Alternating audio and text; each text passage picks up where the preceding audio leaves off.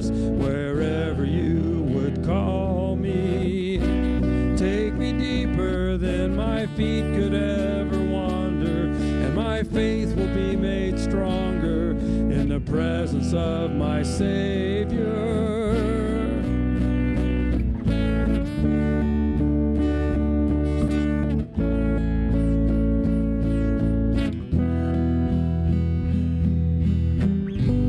I will call upon your name, keep my eyes above the waves. My soul will rest in your embrace, for I am yours and you are mine. Amen. You may be seated.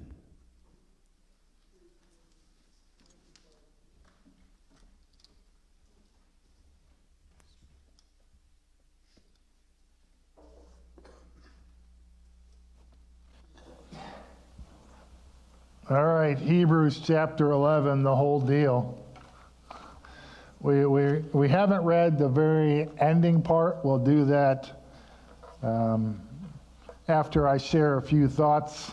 It really is kind of like the wrap up of the section, and so we're going to use it as a wrap up of this talk.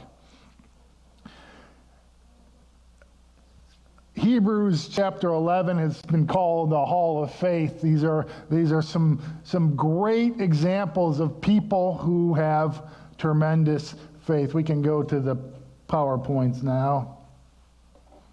Hopefully. Going. Yeah, there we go. You can click on it again. That just gives you the text that we're dealing with. Oops, there should have been one before that. We got technical difficulties. There we go. You got it? We're together. So everything will fade in kind of one by one. Don't get ahead of me because I got some major surprises. Not really, but anyhow, I wanted to make it sound significant. So this is an example list. It's a typical rhetorical tool used in the ancient world, and actually it's used today as well. If you go to a African American, to a black church, often they still employ this kind of tool regularly, where they just go through a list of people, and they'll start back in the Old Testament, carry it all to the New Testament, and they just do this huge chunk as an encouragement for you to live out your life like these people in the past had lived out theirs in your current circumstance. And so this is just a rhetorical tool used throughout this chapter with a couple little breaks. The idea is to move these people who've been listening to this in-depth sermon towards action. We're getting close to the end of the book. And are you excited about that? Someone who's not here today is excited about that. She's harassed me for quite some time when we're going to be done with Hebrews. I mean, Tatum, don't tell her I told you her name. And I've usually told her within 3 years. So we'll get done with it. So a lot's gone on in the book, and a lot of heavy stuff and a lot of Christology. And now it's time for this author to push people towards, okay, it's time to do something about it. And he chooses this term faith to make that transition, because for him, the way you define faith is it's not just mental assent to something you believe. It must include action. And so, in case you missed that somewhere along the way, he's going to give you example after example after example. All right, so let's just quickly outline this chapter. In the outline for the chapter, the verses. Keep clicking. There we go. Outline for the chapter. Verses 1 through 3 are just the introduction. And it's one that you've heard probably many times. It's this whole faith about being unseen, something hoped for. It goes to that. Keep clicking for me. All right, we did verse 1 through 3. Now we're going to go through verses 4 through 12 is the first chunk of examples by faith. And then the 13 to 16 is what Randy read. And that was kind of just, all right, sometimes it's a good idea. When you're going through a long list, all of a sudden you take a break. You emphasize something that's related but not exactly the same before you go back and finish your list. Because often, if you just do a list all the way through, most people are like most husbands. When you get past the third thing on the list, we forget the whole list altogether. Amen. So you got to separate it a little bit. I'm trying to give myself a little leeway in my years ahead. That's why I'm preaching this.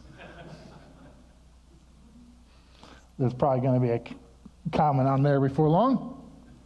And then we go back to more examples of faith in this 17 to 31, and then in 32 to 40, there's this wrap up, and he's like, you've gone through this before, haven't you? You've gone through, I listed all these things I meant to list, and then you get towards the end, and you go, but I wanted to say these 52 other things. And he shoots off like 8 more names with his little concluding remarks. And that's how he kind of wraps up this thing. So that's this package and all here. But all throughout this, we see that belief needs to be married to action. I remember when I was a teenager in the church I grew up in Toledo, Ohio, and after the senior pastor had left, who had a huge influence on my life, we got this Lutheran dude to do the interim work for a while, and his name was Clyde Steele. Now, Clyde Steele had pastored a significant church in the downtown area in Toledo. He wasn't Baptist, so you knew that. He wore a white robe quite often. Baptists wouldn't do that because we eat too much and spill too much on our clothes, and so white just wouldn't work. That's the theological reason for that. But Clyde, one thing we started to say about Clyde is we started calling him 7 Stories Steele, because it seemed like he could never get through a sermon without at least 7 stories. I don't remember any of those stories. But I do remember one line he repeated again and again, and he stole it from someplace else. But the first time I heard it was when Clyde Steele said it. And he said, if you were arrested today after you left church, would there be enough evidence to convict you of being a Christian? And he said that repeatedly at significant points in the text. And as I started looking at this chapter of faith, that phrase came back to me. Is there enough evidence to convict me of being a Christian? That's part of what he's asking here. I know you say you believe these things, but if you really believe them, they should change how you live. And so this text is a challenge as well as an encouragement. Let me give you a hint about how this thing ends.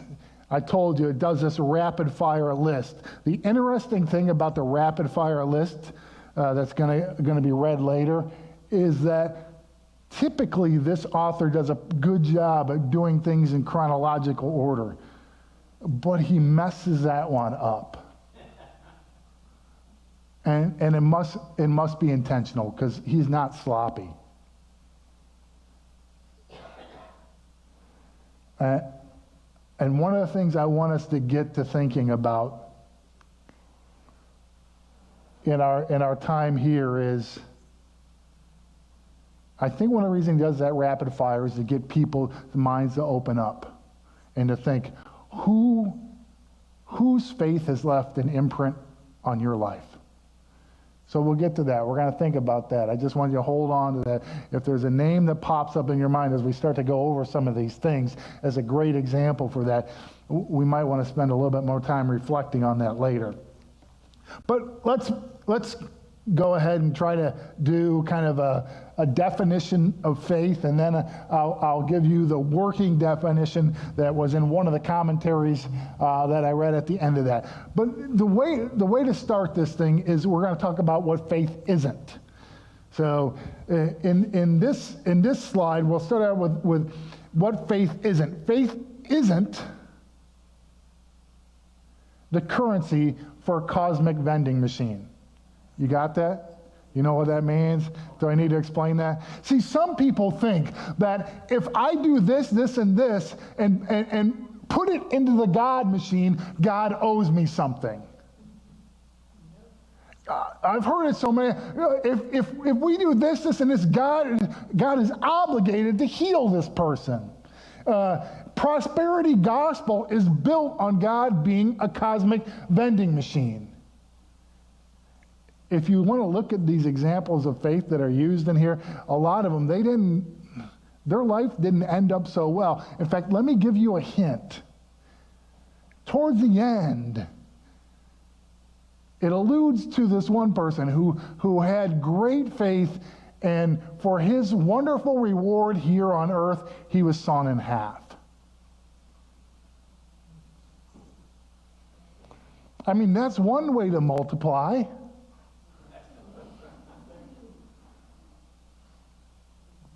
The prosperity gospel has it wrong.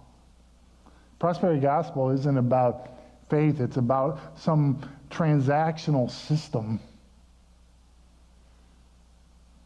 where it's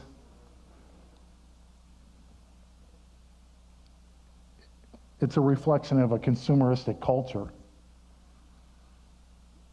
It's not a reflection of a God you believe in who's unseen, and you believe him no matter what, even if you have to be sawn in half before a reward comes your way. So, first thing, faith is not the currency. Because if you just have faith, this will happen. No, that's not how it works. God gets to determine what happens, not your faith. What this text tells us, it's worth banking on God even if you don't see any return while you're still breathing. Next thing, faith isn't a creed. It's not equal to cognitive assent. You know, a lot of the beliefs we begin to develop happen after we initiate a life of faith. Too many people want to put up too many rules of what people need to believe and understand before they get into the door, and I just have to go to Jesus on the cross. He didn't lead the thief on the cross through the 4 spiritual laws. He didn't lead him down the evangelistic road, or the Romans road. He didn't follow any of those principles. Somehow developed a brief little relationship with him and said, "Today you'll be with me in paradise." It's more about relationship. The relationship needs to be based in reality and who Jesus really is. But you don't have to have it all right. You don't have to have all your beliefs in order. That can happen over time. Like any relationship, you know, we make certain kind of ideas, presuppositions about people when we meet them. And then we spend some time with them and you go, oh my gosh, I would have never thought from when I first met you that Robert could make such good jelly. I mean, I wouldn't have guessed that. It was delicious. And then he told me the secret. It was 95% sugar and a little bit of something else. But that's not the point. The point is, any relationship, especially when you're trying to develop a relationship with the perfect one, you're not going to get it all right often. So it's not about a creed or cognitive assent.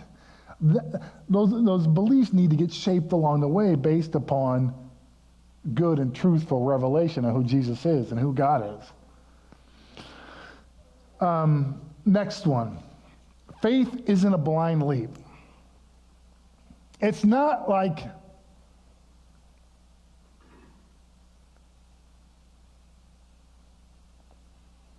there isn't substance to who you believe in. Now, other people might discredit your thinking, but see, the blind leap is like, I hope this works out, and as soon as someone convinces you that something else might be a better deal, you're going to leap over there.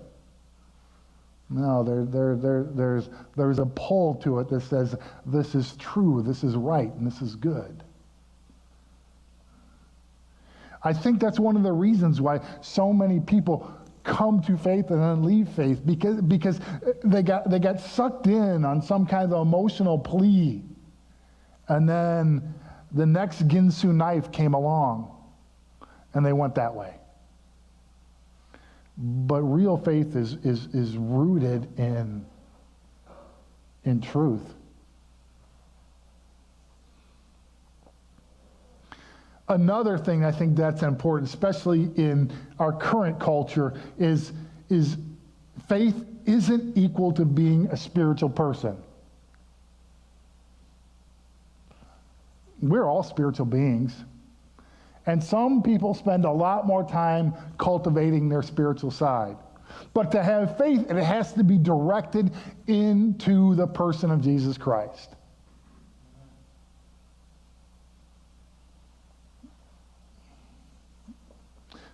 Let's move on to what faith is.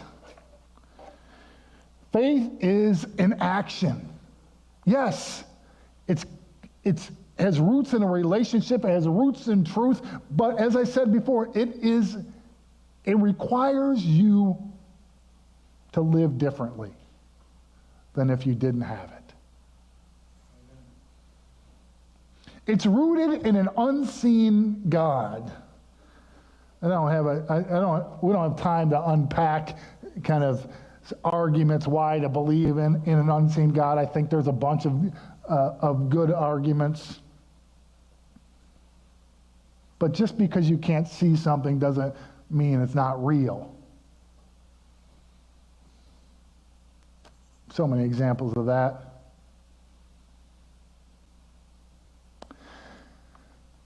It lives in flawed people. Now that's one of the things I hope you would catch in this list, because if you look at this list of all these great people of faith, some of them we don't have that much bad data on, but some of them we have some pretty nasty stuff.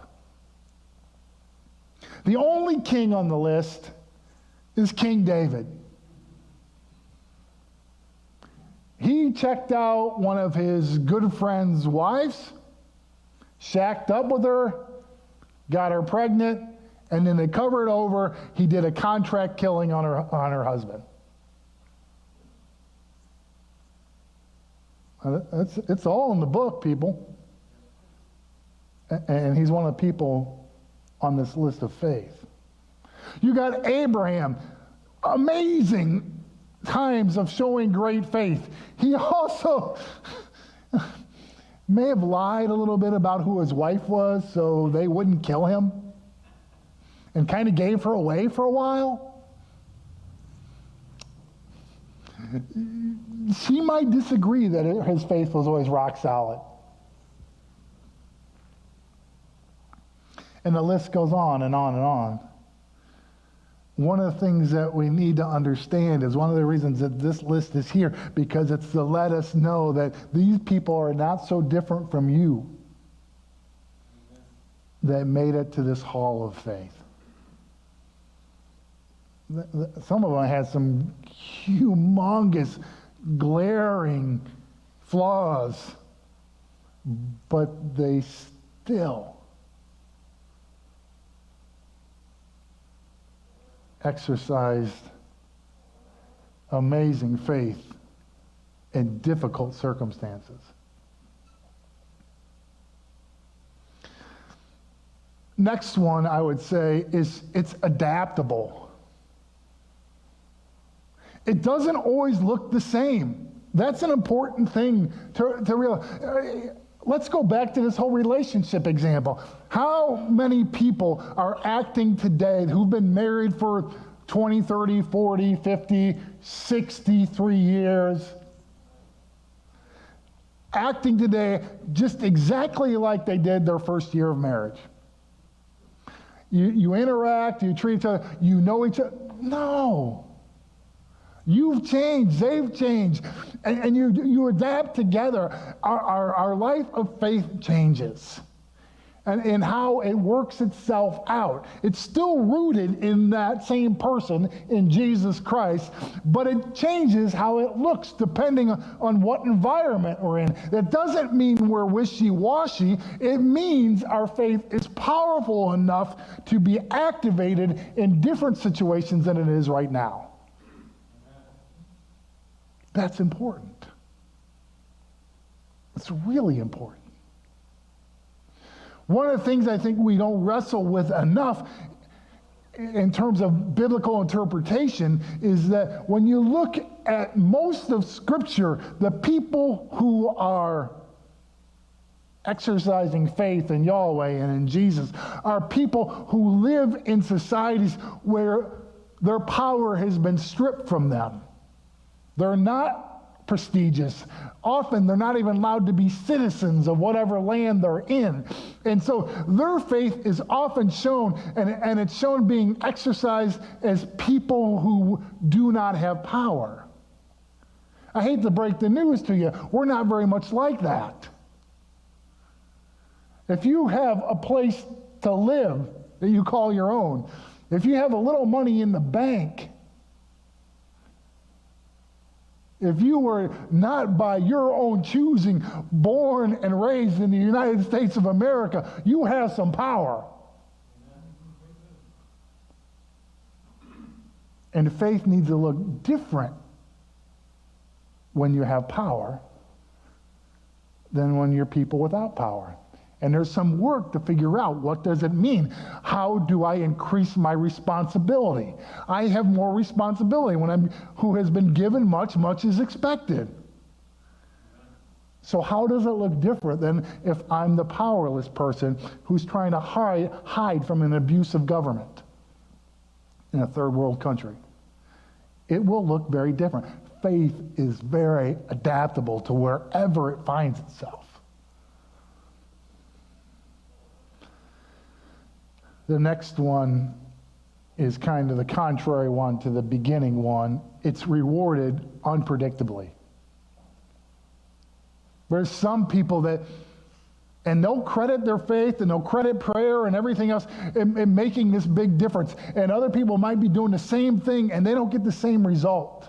We're not guaranteed any of those results. The only result we are guaranteed is this world is not my home, I'm just passing through.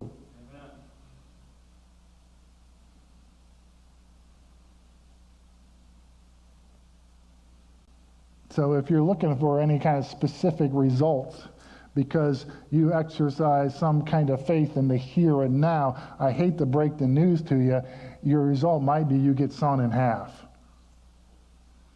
Or it might be God's going to bless you with all sorts of things. But here's what I will tell you. The more you get, the more you're responsible to give. That much I do understand. To whom much is given, much is expected. So, be careful what you pray for. And also realize that every one of us in this room has been given abundance.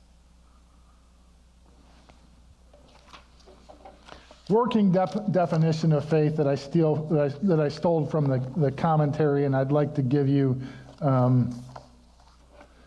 the name of the person who wrote it, but I didn't write that down myself. So if you want to get credit, if you want me to give credit to him, that'll have to happen another time. Faith is confidence that results in action carried out in a variety of situations by ordinary people. Do you hear some of the things I've already talked about? By ordinary people in response to the unseen God and his promises, with various earthly outcomes, but always the ultimate outcome of God's commendation and reward.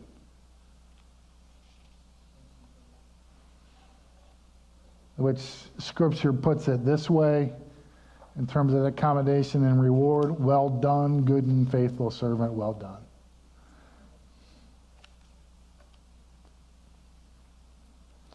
The definition it's just kind of a wrap-up of a lot of things I just said when I tried to unpack what it isn't and what it is. Let's move on to my next question. Why is there such a long list of heroes going on in this text? I mean, the rapid fire 8 at the end and all the other ones in between, let me suggest to you there's several reasons for it. But one of the reasons for it, if you had grown up in the ancient world and you were Jewish, you heard these stories all your lives about these people.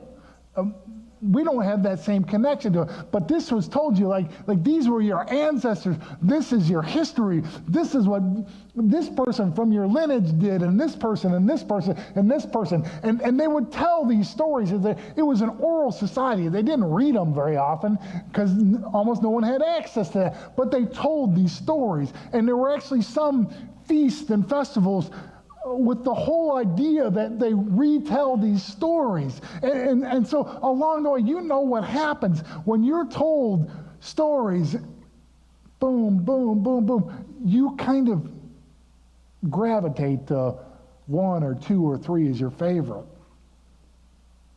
Let me put this in ways you might understand.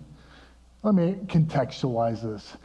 I grew up in a large family, as many of you know, and I grew up in an era where comic books and cartoons were important. I feel sorry for the younger generation, where they didn't get to understand the finer art of Bullwinkle, or the Jetsons, and the list goes on. A lot of my brothers were kind of into things like the big orange rock dude. What was his name? Superhero? No, orange, not green. The Thing. They loved Thing. They were wrong. Thing's not that great. See, I had my favorite. It's a bird. It's a plane.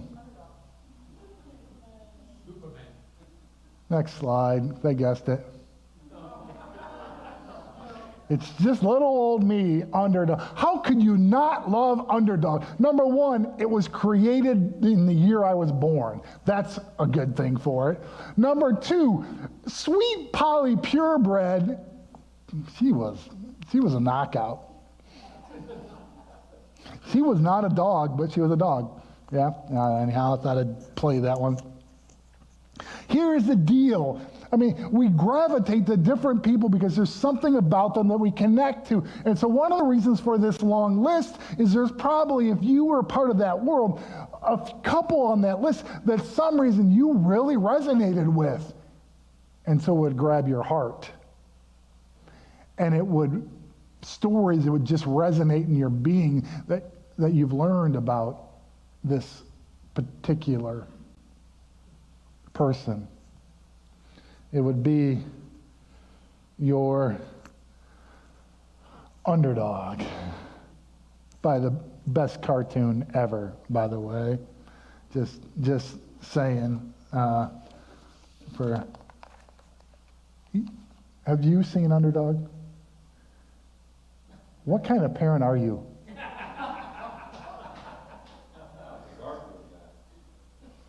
Again, what kind of parent are you? Sorry, it's just Next slide. The next thing this makes me do is, and we've already done a little bit of this, is you take some time, go back over the list. Maybe there's ones on that list you don't really know anything about. Do a little research on it. I'd say let's pick out a few from the list that we just read, and there'll be a few more coming. And maybe during this week, do a little more research and see if you resonate with one more than the other. Go ahead, click forward. Next one. But I think all right, we can go there. Hold it there, though.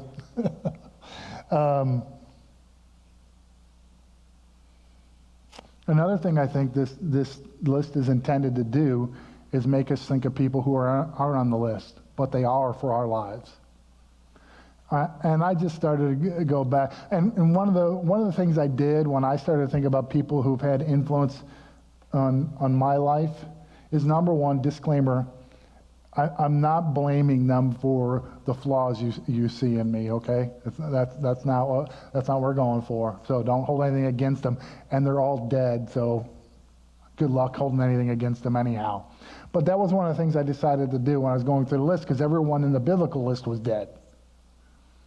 And so I decided I'd go over and pick a few people from my past. Ralph Cooper was a phys ed teacher in his career, but I didn't meet him until he was well into retirement. I had started at the church at First Baptist Des Moines, Iowa. I was the minister of everything the senior pastor didn't want to do. But they call it an associate minister. That's the official title. Minister, actually my title was Minister of Christian Ed, Youth and Missions and Other. So, one of the things I was in my portfolio to do was to do VBS. And we did VBS. We were a downtown church back then. Since then, it's moved out to the suburbs.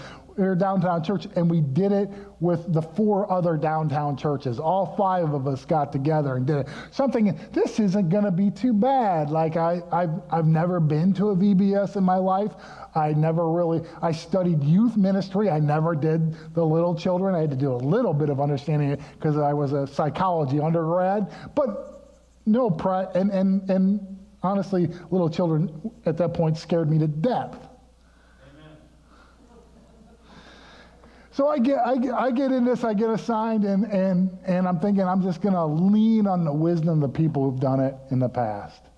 Well, before long, in these 5 churches, there was only 2 of us planning it because staff turnovers and changes in the 3. They were still participating, but no one who had ever done it before. And I was a full-time staff member, so of course, you know, there was an expect. So I'm working on this, and I am like, I don't have a clue. Somehow Ralph knew. I'm not sure if someone told him. I'm not sure if he saw how pale my face looked. But he came up to me and says, "What can I do to help?" And we partnered together on that, and he carried me. And he was skilled. He was great. But his body wasn't working all that well. It pained him to physically be there and do it, but he wasn't going to miss it. And we developed a relationship there. And then another project came up about a year later, a year later, and we networked with 6 other churches at this time to start to do a rotating homeless shelter when the weather got real bad, and each church took a night. I helped actually get this thing going and organizing it. I felt more comfortable around homeless drug addicts than I did around little children, if that tells you anything. But Ralph was the first one to volunteer to help. And he helped manage to get cots from some Army depot thing. I don't remember exactly where he got it, so we could set up cots in our basement. He helped make sure we had food ready. He came there early in the day, and he limped when he walked. And he would stay up all night with me because we had to have someone up all night to make sure that nothing went wrong. And he's about 75 years old at that time. And Ralph and I spent every Thursday night together for probably, in the winters, for probably 2 winters straight. And I watched him meet and care for kids this tall and drug addicts and homeless people with mental illness. And I saw the heart of this man in so many settings when his body was not treating him well, and he loved well. Ralph Cooper is one of my heroes of faith. His love for Jesus showed up in every setting I saw him with, and the way he treated his wife was beautiful. It was consistent and adaptive. Ralph was one of those for me. Another one on the list, I'm not going to say a whole lot about, Dwayne. Dwayne was the pastor of the church at that time. He was the pastor of my church in Toledo when I came to Christ. He's the one that gave me every job he didn't want to do in Des Moines, Iowa, and one of the greatest men of faith I've ever met in my life. Grew up in the housing projects of Chicago, and I've never met anyone more skilled at letting people feel loved and appreciated as he was, and he could do it. One day in particular, we were this downtown church. We were working with this subsidized housing project that was always having all sorts of issues. We bumped into some punk kids, and he cared for them really well. And all of a sudden, they lost their hard exterior, and they started to look like kids again when he talked to them. About an hour later after that, we had a meeting with the CEO of Principal Financial, a huge financial company. 1 minute he's playing with these little street punks and wears them down and loves them well. And the next minute he's talking to a CEO, getting him to release his pocketbook so they can do more ministry with kids like that. He could talk to anyone, anywhere. And they knew he genuinely cared. And another one of my heroes of faith. My list is, there's many, many more. I could do the rapid fire. I could tell you about Elsie Mason, which we named a building after when we were in Des Moines. We called her the Baptist nun. By the time I had met her, she'd already beat cancer about 40 years earlier when no one was beating the kind of cancer she beat. She never got married because she wanted to not waste her time in that kind of stuff, because she had too much passion for people who were hurting. And she invested all her life in people. So when I met her, she was a class act lady who could go out on the streets and talk to anybody. She walked with a cane. There was this guy named Tom in the church who had been hospitalized with diabetes, had some kind of intellectually challenged, and we had to, Tom was just, he didn't want to stay in the hospital, but they had to amputate part of his leg because of the diabetes. And Elsie calls me up and says, "Can we go over to Tom's place and take care of his kittens?" Okay. The place was about 85 degrees. You couldn't see anything on the floor. It was stacked all over the place. I about passed out because of the smell when I walked there. And this old lady with the cane is making sure these kittens are taken care of in this atrocious thing, because she knows she needs to be able to truthfully tell Tom, "We took care of your cats," so he'll stay in the hospital and doesn't risk infection and dying. She put me to shame.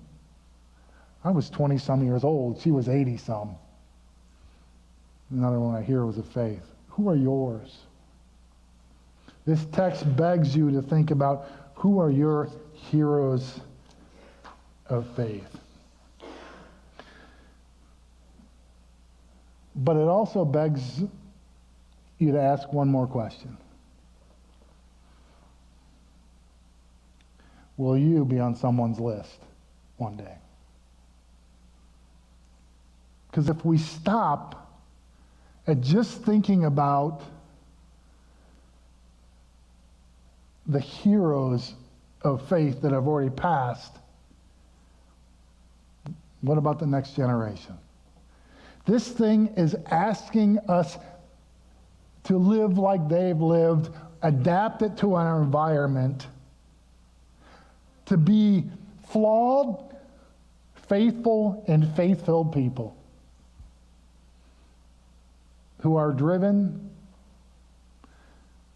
to expose an unseen God to others. So the others will go to the point where they go, I may not be able to touch it, I may not be able to see it, but because of these lives I've seen, I know it's true and I know it's real. Will you be on someone's list?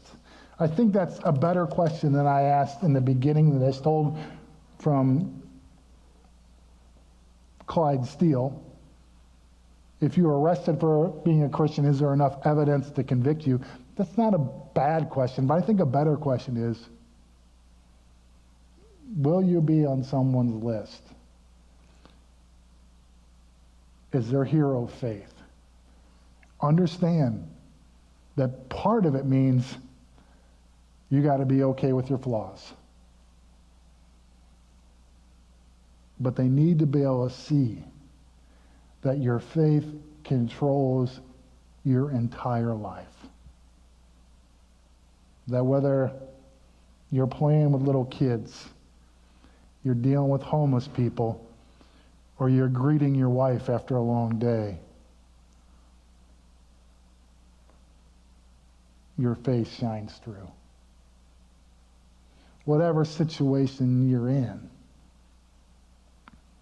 your life speaks, shows, exposes the unseen God. The God of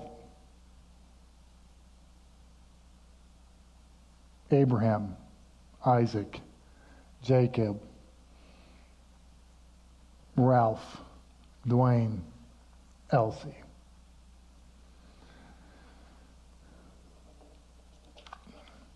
Before I wrap up this time in prayer, Jan's going to read those last few verses of this text. And what more shall I say? For time would fail me to tell of Gideon, Barak, Samson, Jephthah, of David and Samuel and the prophets, who through faith conquered kingdoms, enforced justice, obtained promises, stopped the mouths of lions, quenched the power of fire, escaped the edge of the sword, were made strong out of